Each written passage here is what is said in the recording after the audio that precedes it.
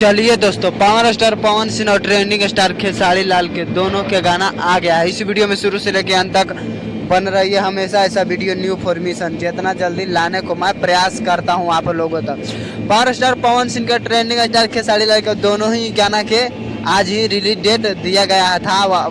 गाना भी आ गया, आप लोग नहीं सुने तो जाके सुनिए। बात करते हैं कि पावर स्टार पवन सिंह और ट्रेंडिंग स्टार खेसारी लाल के कौन सा गाना धमाल और बवाल भोजपुरी इंडस्ट्री में मचाएगा। पावर स्टार पवन सिंह के गाना के नाम है धमाका।